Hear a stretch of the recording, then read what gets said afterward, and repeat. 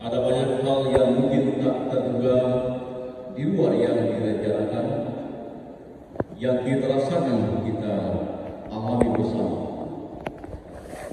Dan mungkin juga ada hal yang sangat tidak diharapkan, itu yang pernah dialami. Entah suka atau duka, yang pasti kita sudah melewati tahun 2022.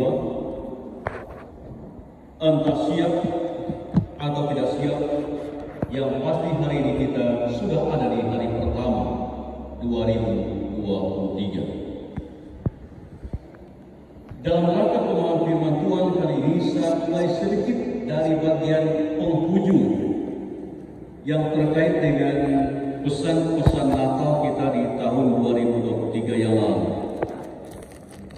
dengan mengacu pada dua tokoh atau dua kelompok tokoh.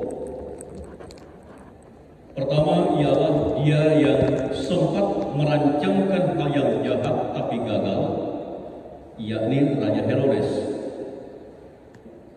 Ia sempat merancangkan hal yang jahat dan memanfaatkan para ahli bintang itu agar kemudian dia katanya mau menyembah, sesungguhnya ia mau membunuh. Herodes adalah simbol dari pihak yang berkuasa, yang berpusat pada diri dan hendak menyingkirkan apapun yang bisa menghambat upaya dia berpusat pada dirinya itu. Apapun akan ia kerjakan agar segala-galanya mengarah pada apa yang ia rancangkan bagi dirinya, untuk dirinya, dan segalanya serba bagi dirinya. Nah, kemudian yang kedua ialah para Majus. Mereka sesuai dengan keahlian keilmuan yang ada, hendak berjumpa dengan bayi Yesus. Tujuannya ialah agar kemudian mereka bisa menyembah dia dan menyerahkan persembahan. Dan sudah itu selesai. Secara keilmuan mereka menuntaskan apa yang ada pada mereka.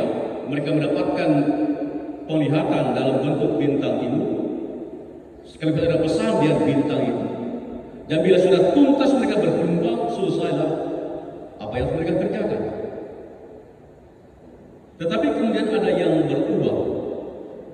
Kalau Herodes tetap dengan pola hidup berpusat pada dirinya, segala cara yang ia rancangkan untuk tetap berpusat pada diri, termasuk kemudian pada saatnya ia membunuh semua anak-anak umur 2 tahun ke bawah. Tapi kalau yang ahli bintang ini dengan perintah agar jangan kembali ke Herodes dan disuruh untuk pergi melalui jalan lain. Nah, ketika mereka memutuskan untuk pergi melalui jalan lain, walaupun tidak tergambar apa saja peran yang kemudian mereka lakukan yang pergi melalui jalan lain itu, tapi dengan tindakan itu membuat mereka tidak lagi sekedar sampai pada penyembahan dia yang dilahirkan, pada menyerahkan persembahan suku mereka, tetapi kemudian hidup mereka menjadi hidup yang bermakna, melampaui yang mereka bayangkan dan yang mereka rancangkan sebelumnya. Dengan mereka pergi melalui jalan lain, maka Yesus yang dilahirkan tetap hidup. Dan mereka pergi melalui jalan lain, maka kemudian berita tentang Yesus pun menyebar ke berbagai tempat. Dan mereka pergi melalui jalan lain. Hidup mereka secara keseluruhan menjadi lebih bermakna. Bukan lagi pada diri mereka yang berpusat pada diri mereka, tapi hidup mereka dipersembahkan pada rancangan Tuhan dan bagi dunia di mana Tuhan menempatkan mereka. Jadi dengannya maka hidup dari para Majus ini yang tadi hanya membayangkan mereka berjumpa dengan Yesus yang dilahirkan, menyerahkan persembahan, mereka puas dari itu dan selesai. Dalam rancangan Allah itu belum selesai. Dalam rancangan Allah dan kesediaan mereka melaksanakan yang diperintahkan, membuat hidup mereka menjadi tidak lagi berpusat pada diri mereka, tapi pada Allah dan digunakan untuk sesama, untuk melayani banyak pihak sesuai yang bisa mereka kerjakan. Nah, ini pesan, saya berikan penegasan bagian akhir dari pesan-pesan Natal kemarin. Walaupun istilah jalan lain itu bisa ditafsirkan yang banyak kemungkinan dengan makna yang juga sangat banyak bisa kita maknai pada kata atau istilah jalan lain. Nah, hari ini teks kita berbicara pertama-tama menyangkut ajakan untuk memberi persembahan. Dan persembahan yang dimaksudkan bukan sekedar dalam bentuk uang atau benda yang di luar atau sesuatu yang kita miliki yang lain. Tapi persembahan yang dimaksudkan di sini lebih pada hidup sebagai keseluruhan. Pertama-tama adalah penegasan tentang kehidupan, dia segala macam potensi, macam-macam karunia yang bisa dipersembahkan untuk Tuhan dan untuk pihak lain. Dan berikutnya, hidup yang mengambil pola seturut dengan apa yang Allah kehendaki, tidak menjadi sama dengan dunia. Ini adalah gambaran kehidupan yang bertolak belakang dari gaya Herodes, yang bersejajaran dengan gaya kaum maju sesudah berjumpa dengan Yesus yang dilahirkan. Jadi di dalam ini ialah ada ajakan agar tampil hadir sebagai orang yang bermakna semaksimal mungkin sesuai dengan talenta yang ada bagi sesama, bagi siapapun, sebagai tanda telah berjumpa dengan Yesus yang dilahirkan itu. Dan ini pesan dasar untuk kita bersama ketika kita memulai tahun 2023 ini. Dan saya sangat yakin setiap orang di antara kita satu demi satu pasti punya kerinduan agar diri kita menjadi orang yang bermakna. Bermakna bukan hanya sekedar untuk diri sendiri, tapi bermakna untuk yang lain. Bermakna untuk masyarakat, akan bermakna untuk kepujian kemuliaan nama Tuhan. Persoalannya ialah, apakah benar semua orang yang punya kerinduan itu benar-benar mampu hadir sebagai orang yang bermakna? Kadang ia habis sampai pada niat, sampai pada maunya. Nyatanya dalam kehidupan kita ada saja orang gagal untuk menjadi bermakna bagi yang lain, apalagi bermakna bagi Tuhan. Jangankan ia bermakna bagi yang lain, bermakna bagi Tuhan, bermakna untuk diri sendiri, ia gagal. Ia gagal menghayati hidupnya. Ia menjadi sama dengan dunia. Bukannya bermakna bagi yang lain dan bagi Tuhan, dia justru membawa ketakutan bagi yang lain, kerusakan bagi yang lain. Itu bisa terjadi walaupun datang dari orang yang niat awalnya sama, ingin hidupnya menjadi bermakna maksimal bagi orang lain dan bahkan bagi Tuhan. Nah, mengapa bisa demikian? Dan apa yang harus kita lakukan agar niat kita itu memang sungguh menjadi nyata di sepanjang tahun 2023 ini? Nah, nas kita memberikan penegasan pada ayat pertama dan ayat kedua. Sesungguhnya ialah ajakan beribadah dalam arti menyatu tak terpisahkan dengan Allah yang disembah itu. Dan ungkapan tubuh sebagai yang dipersembahkan, gambaran kesatuan tak terpisahkan dengan Allah sang sumber hidup dan Allah yang kita sembah, Allah yang kepadanya kita hendak mempersembahkan segala sesuatu itu. Artinya poin pertama, pesan yang diperlukan agar kita bukan gagal tapi berhasil menjadi orang yang bermakna secara maksimal. Poin pertama, relasi dengan Tuhan, keteguhan kebersamaan dengan Tuhan. Ya, kalau tadi malam atau kemarin sore kita bersama-sama ambil dalam perjamuan kudus, maka roti dan anggur yang sudah menyatu dengan tubuh dan daging kita, di antara kita, betul-betul kemudian mendarah daging. Sehingga Kristus itu milik Dia yang tak terpisahkan oleh apapun juga dari kehidupan kita. Ini poin pertama. Kita bayangkan misalnya kita yang biasa menanam sesuatu. Ini ibaratnya ketika kita mau menanam jeruk. Ya, anggaplah misalnya kayak di halaman gereja dia. Misal, pada pagi hari kita hendak menanam jeruk itu di pojok sebelah sana. Kemudian siang hari kayaknya bibit ini tidak cocok ditanam di sebelah sana, di pojok sana. Kayaknya lebih cocok ditanam di pojok sebelah sana. Kemudian ambil, cabut, pindah ke sana. Sudah pindahkan. Sore hari kayaknya nggak cocok di sebelah sana, mengganggu.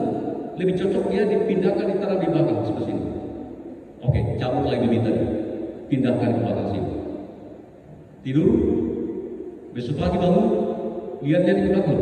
Oh di sini, kayaknya nggak pas nih, bukan cocok ini. Kayaknya lebih cocok ya di sebelah sini. Ambil lagi, cabut dan pindahkan.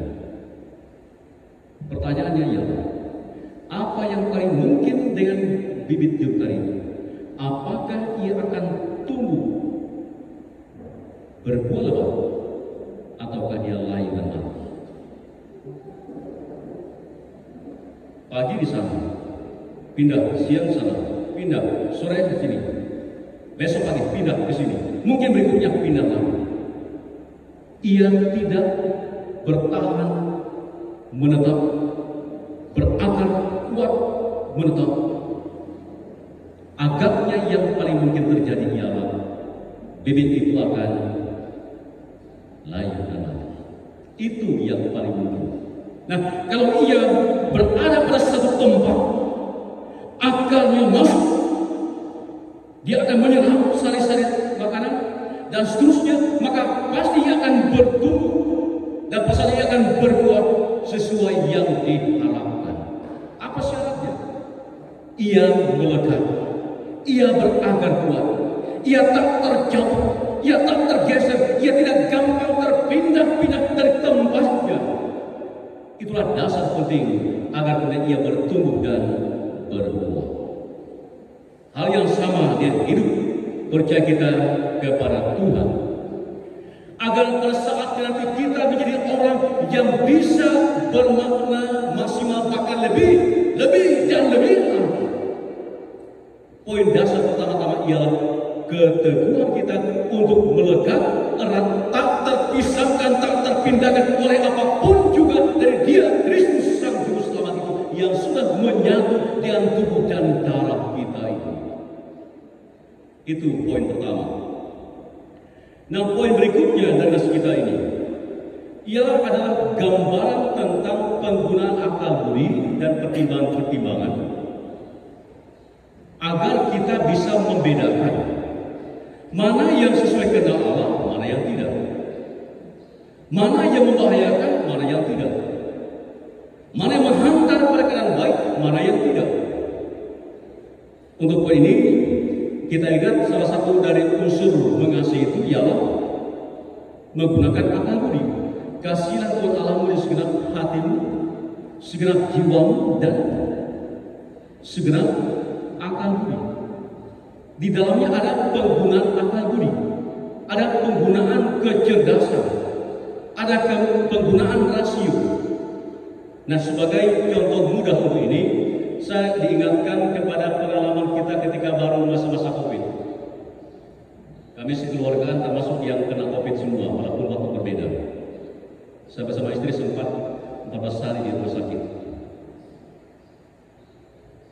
Ketika baru mulai masa COVID, khususnya ketika pemerintah memutuskan untuk membatasi perkumpulan-perkumpulan, lalu di Banjarmasin ada keputusan dari Survei untuk meniadakan ibadah jemaat yang mengumpulkan orang banyak. Saya termasuk orang yang sangat gencar mengingatkan tentang hal itu. Pertama, untuk taat pada pemerintah yang meminta kita membatasi perkumpulan-perkumpulan, dan berikutnya bagaimana supaya jangan menantang, menganggap enteng penyakit COVID itu. Apalagi waktu itu kita masih belum tahu bagaimana. Tapi saya juga adalah orang yang saya tahu paling banyak diserang oleh pihak-pihak tertentu, mengatakan supaya orang yang tidak beriman, tidak percaya pada Tuhan, bukankah Tuhan akan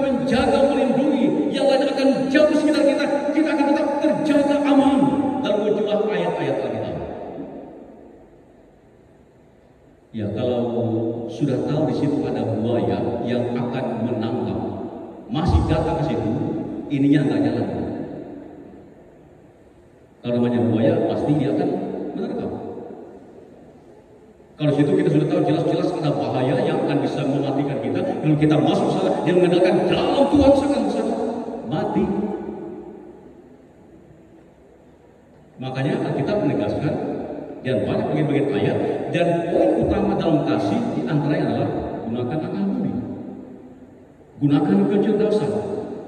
Tuhan sudah berikan itu. Nah, artinya ajakan kita yang kedua adalah ialah bagaimana kita menggunakan akal budi, menggunakan otak kita, rasio kita untuk membaca segala macam situasi. Berikut memilah mana yang sekedar dan mana yang tidak. Dan tentu keputusan kita itu ialah memilih yang sesuai dengan apa yang Allah kehendaki, yang menghantar pada kehidupan yang lebih baik seperti yang kita harapkan dan yang Tuhan rancangkan bagi kita bersama. Ini poin yang kedua, pesannya bagi kita bersama. Karena itu ketika saatnya nanti bisa kita masuk di tahun ini yang katanya akan banyak macam kesulitan, bidang ekonomi mungkin juga akan mengalami krisis. Yang pasti tahun ini ialah tahun politik dan berbagai macam pergerakan tertentu, gejolak-gejolak tertentu. Tentu di antara yang sangat penting perlu kita lakukan ialah pemanfaatan secara maksimal logika berpikir, kecerdasan otak kita untuk memilah dan berikutnya memilih sesuai dengan apa yang Allah kehendaki. Ini poin yang kedua dari teks kita ini. Yang ketiga, kita lihat tadi itu, sesudah ada penegasan dasar ayat 1 dan ayat 2. Lalu pada bagian berikutnya diingatkan bahwa rupanya jemaat Roma dan hal yang sama juga bagi kita itu beda-beda karunia. Yang satu punya karena ini, yang satu punya karena ini. Tapi karunia yang satu itu untuk yang lain. Sehingga ia mau menegaskan bahwa ya tadi kita masing-masing punya sesuatu yang bisa kita andalkan. Kita mau menampilkan yang terbaik yang bisa kita kerjakan, yang kita miliki, yang Allah persembahkan sebagai tanda ibadah kita pada Tuhan. Kita sudah mengatakan rasio kita semaksimal mungkin. Tapi kalau hanya seorang diri menghadapi berbagai macam tantangan, dalam banyak hal kita akan gagal. Dunia ini terlalu berat dan terlalu banyak tipu-tipuannya yang di dalamnya kita akan gagal kalau kita hadapi sendiri. Sehebat apapun kita, sekuat apapun kita, pada titik tertentu kita akan gagal untuk menghadapinya. Terlalu jahat dunia ini untuk mampu dihadapi oleh seorang diri. Justru karena itu maka teks kita mengingatkan tiap-tiap orang diberikan karunia beda-beda, talenta beda-beda, kemampuan beda-beda. Dan dikatakan bahwa masing-masing itu untuk yang lain. Sehingga ia menegaskan mari tiap-tiap pihak mengembangkan apa yang ia miliki semaksimal mungkin. Tapi ingat, kerjakan semuanya dalam ikatan kebersamaan sehingga di dalamnya ada saling menopang, saling menolong satu dengan yang lain. Ada banyak ayat menegaskan hal ini. Misalnya antaranya pengkhotbah dengan ayat terkenalnya, dan bila mana seorang dapat dialahkan, dua orang akan dapat bertahan. Tali 3 lembar tak mudah diputuskan. Seorang dapat dialahkan, dua orang akan dapat bertahan. Tali 3 lembar tak mudah diputuskan. Sendiri menghadapi macam-macam tantangan akan gampang jatuh dan gagal. Berdua mulai ada kekuatan. Yang satu jatuh, yang satu akan menolong. Makin banyak bersama-sama, makin kuat, makin teguh. Dan Mazmur mengatakan bahwa dalam kebersamaan yang indah dan yang rukun, kesetelah Tuhan akan mencurahkan berkat-berkatnya. Nah dari sini maka poin ketiga pesan bagi kita bersama ialah kita mengembangkan kebersamaan yang kokoh, kuat, yang teguh dalam rangka langkah bersama di sepanjang 2023. Karena dari kebersamaan saat yang jalannya Allah mengerjakan perkara-perkara besar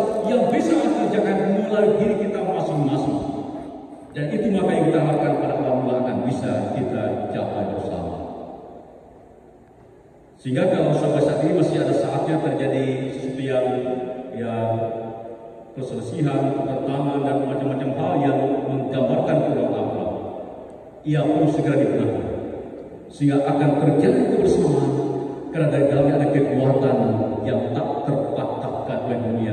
Karena Allah memberkati kebersamaan itu untuk kita hadir bangkit bersama mengerjakan perkara-perkara besar. Dan poin terakhir yang saya angkat dari teks kita ini ialah sejalan poin kedua, poin ketiga, dan sejauh ini penegasan tentang karya yang beda-beda. Adakah sekarang bagi kita meriksa apa kira-kira yang aku miliki? Karya apa yang aku miliki? Potensi apa yang aku miliki? Yang dengan itu aku bisa hadir lebih maksimal dalam hubungan orang lain dan untuk Tuhan. Ya, kalau saya sebagai pendeta, karya andalan saya adalah kata-kata. Sebagai dosen, karya andalan saya adalah kata-kata. Tidak semua ibu bapak di sini yang siap tampil berkata-kata yang baru. Ada yang baru mau tampil getarannya sudah kayak kasih turun berapa ribu orang. Tentu karena itu beda-beda. Sehingga sekarang yang dipintai ialah kira-kira apa yang kita miliki masing-masing yang dengannya membuat kita bisa berperan. Dan berikutnya ketika kita menemukan dengan pasti yang ada itu, jadikan perlombaan dengan orang lain. Nah, perlombaan di sini dalam arti ini, dalam arti tiap-tiap orang dalam kebersamaan yang membangun dalam dirinya semangat berlomba-lomba mengerjakan yang terbaik, yang lebih baik dan yang lebih baik dari yang lain untuk kebersamaan. Sehingga ketika tiap-tiap orang menyadari apa potensi dirinya, dia membangun kebersamaan. Ia adalah kekokohan iman kepada Tuhan dalam Yesus Kristus. Ia mampu membedakan mana yang baik dan mana yang buruk. Berikutnya ia akan tampil berlomba-lomba bersama kawan-kawan yang lain dalam rangka membangun kebersamaan. Dan di dalam jemaat yang ada semangat berlomba-lomba itu, biasanya akan terjadi pertumbuhan yang luar biasa, baik secara jumlah maupun secara kualitas dalam hidup kerja dan karya pelayanan. Dan saya pikir secara konkret dengan kondisi gedung gereja ini, salah satu antaranya menantang setiap orang dengan apa yang ada padanya untuk ambil bagian berlomba-lomba membangun persekutuan, mengerjakan yang bisa dikerjakan sehingga akan terjadi pertumbuhan yang luar biasa, perkembangan yang luar biasa ke depan di sepanjang 2023. Dengan jalan kita yakin niat awal tadi, saya mau bermakna sedemikian rupa bagi sesama bagi Tuhan, akan bisa kita wujudkan di sepanjang 2023. Allah dan bersama jaminan itu semuanya. Yang dipinta sekarang dari kita ialah kesungguhan kita ada padanya dan mengerjakan apa yang kita kerjakan. Sudah jemaat kasih Tuhan, baiklah kita melangkah lebih lanjut pada tahun 2023 ini. Kita percaya bahwa kita bersama akan bisa berjalan dengan baik karena ada Tuhan bersama kita. Kita akan tiba pada saatnya di masa Natal 2023. Dan kita yakin juga kita bersama akan dihantar untuk ada pada saatnya di tahun yang baru, tahun 2024. Karena semuanya adalah penyertaan pimpinan Tuhan dan dalam bersama satu dengan yang lain. Selamat tahun baru. Tuhan Yesus memberkati. Amin.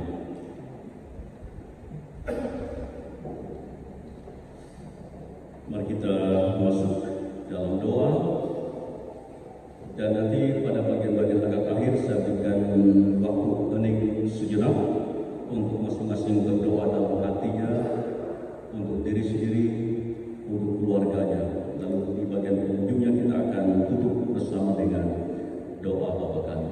Mari kita berdoa. Ya Tuhan Allah Bapa di surga, dalam Yesus Kristus, ini kami datang kepada-Mu. Kembali kami bersyukur karena kami bisa ada di hari pertama tahun yang baru, tahun 2023 ini. Semuanya karena Tuhan. Dan kami pun sudah mendengar sapaan firman, apa yang Engkau kehendaki dari tiap-tiap diri kami dalam memasuki menjadi kehidupan kami sepanjang 2023 ini. Meteraikanlah firman itu, kuatkan dan teguhkanlah kami untuk melakukannya. Biar iman kami pada Tuhan dalam Yesus Kristus tetap kokoh kuat, makin teguh, bahkan kami makin berbuah. Jangan kami dimampukan untuk membangun kebersamaan yang baik, yang kokoh, mulai dari dalam keluarga. Berikut dalam kebersamaan di tiap-tiap kelompok yang ada, di dalam gereja, juga di dalam masyarakat. Bapa di surga, kami menyerahkan tiap-tiap diri kami, tiap-tiap keluarga pada saat ini. Kami bersyukur bila ada di antara kami boleh ada bersama dalam kebersamaan dalam rangka menutup tahun dan mengawal tahun yang baru. Kami menyerahkan bagi pihak tertentu atau keluarga yang oleh karena berbagai hal tidak bisa bersama-sama dalam mengakhiri dan memulai tahun baru.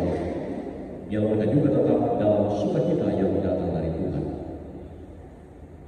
Bapa di surga juga akan menyerahkan bagi segenap orang tua kami yang telah berusia, yang bersyukur mereka Engkau hantar sampai di tahun yang baru 2023 ini. Berikanlah mereka kekuatan, kesehatan, hati yang tetap bergembira.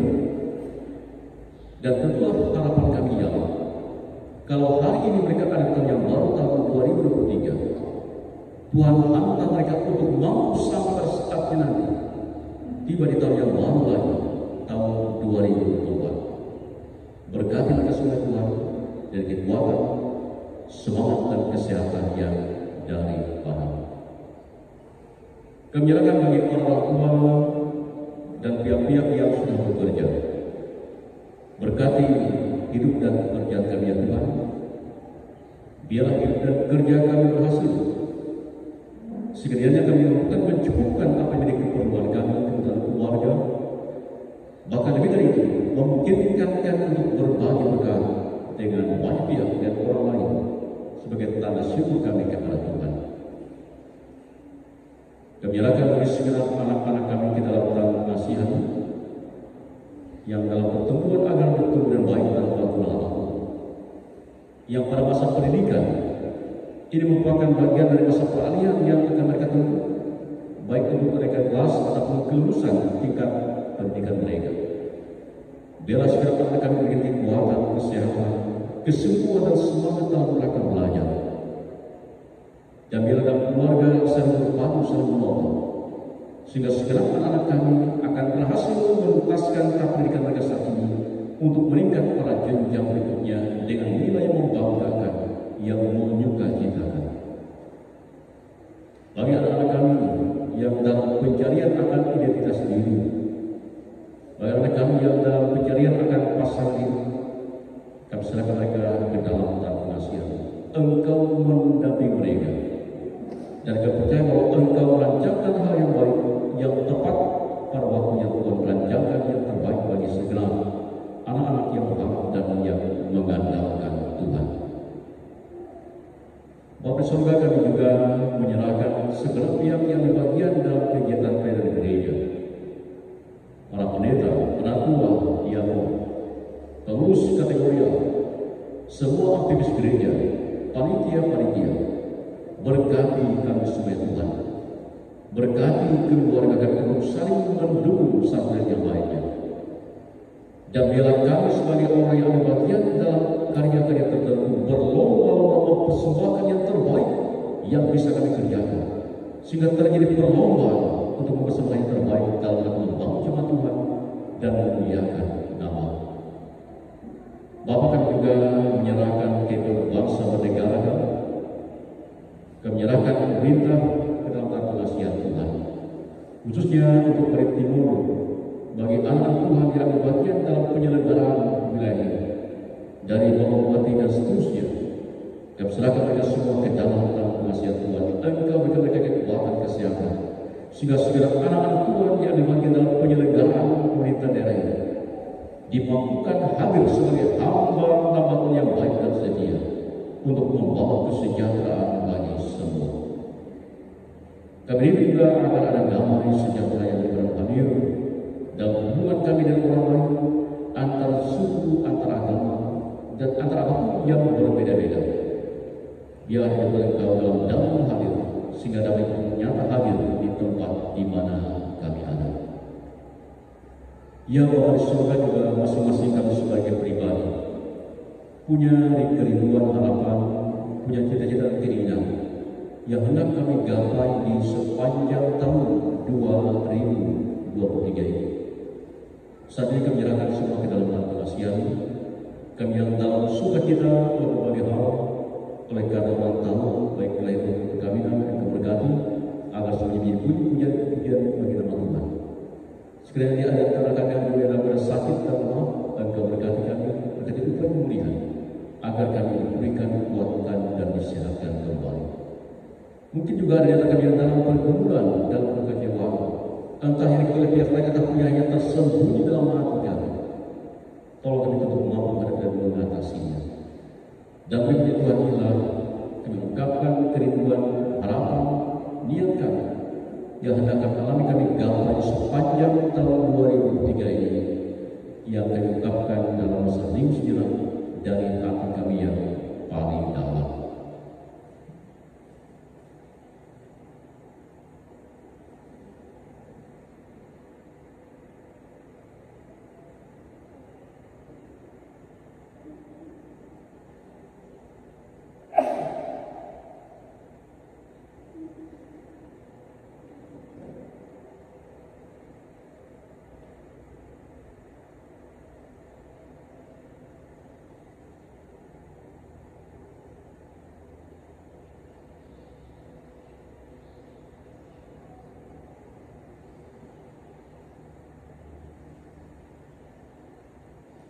Ya Allah Bapa Surgawi, langkah berikutnya kami serahkan hanya ke dalam pengasihan.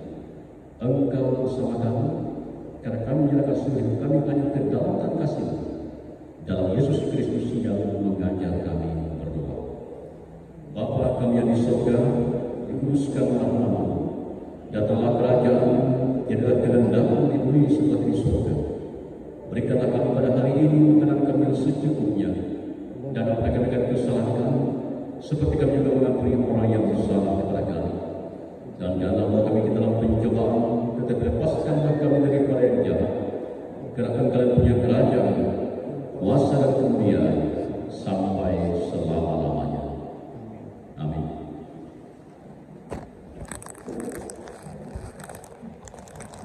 Saudara jemaat, kita bangkit berdiri. Tanda kesiapan kita memasuki tahun yang baru dengan iman yang kokoh teguh.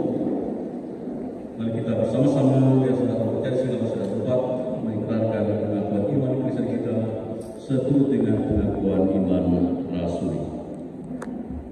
Aku percaya kepada Allah Bapa yang Maha Kuasa, paling langit dan bumi, dan Yesus Kristus Anaknya yang tunggal Tuhan kita, yang dikandung daripada Roh Kudus, lahir dari anak darah Maria, yang menderita di bawah pemerintahan Pontius Pilatus, disalibkan, mati dan dikuburkan, turun ke dalam kerajaan maut. Pada hari yang ketiga, bangkit pula dari antara orang mati, naik ke surga, duduk di sebelah kanan Allah Bapa yang Maha Kuasa, dan akan datang dari sana untuk menghakimi orang yang hidup dan yang mati. Aku percaya pada Roh Kudus, gereja yang kudus dan am, persekutuan orang kudus, pengampunan dosa, kebangkitan daging, dan hidup yang kekal.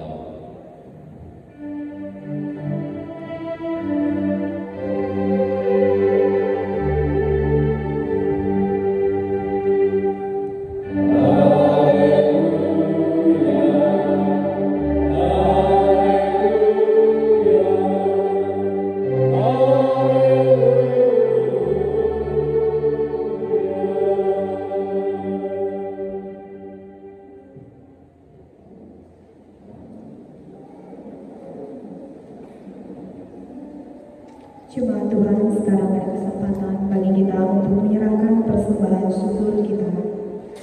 Dengarlah nas persembahan, bawalah seluruh persembahan persepuluhan itu ke dalam rumah perbendaharaan, supaya ada persediaan makanan di rumahku, dan ujilah aku.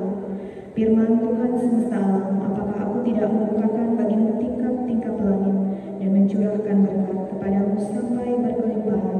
Maleakhi 3 ayat 10. Sebelum kita menyerahkan persembahan, mari kita berdoa. Ya Allah, Engkau yang telah menuntun orang Majus dari timur mempersembahkan emas, kemenyan, dan mur, serta menuntun mereka pulang melewati jalan lain. Kami yakini dengan iman bahwa Engkau adalah Allah yang menuntun kami berjalan bersama melewati tahun 2022, melewati pandemi COVID-19. Kami lemah, tetapi kami dikuatkan oleh Tuhan menghadapi badai ini. Sebagai tanda syukur kami atas kemurahan, cinta kasih, pemeliharaan, pimpinan Tuhan, kami hendak menyerahkan persembahan syukur kami.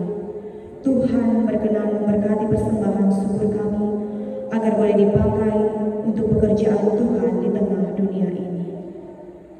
Biarlah hidup kami dipakai oleh Tuhan untuk mewujudkan kasih kepada sesama, meringankan beban bagi yang membutuhkan, dan hidup kami menjadi semakin bermakna. Terima kasih Tuhan sumber berkat yang selalu menyertai kami melewati tahun 2023. Amin. Sementara persembahan kita kumpulkan, kita akan menyanyi dengan nyanyikan lagi dong baru nomor 197 bait yang pertama, diselang-seling dengan bermain organ Besarlah Untukku.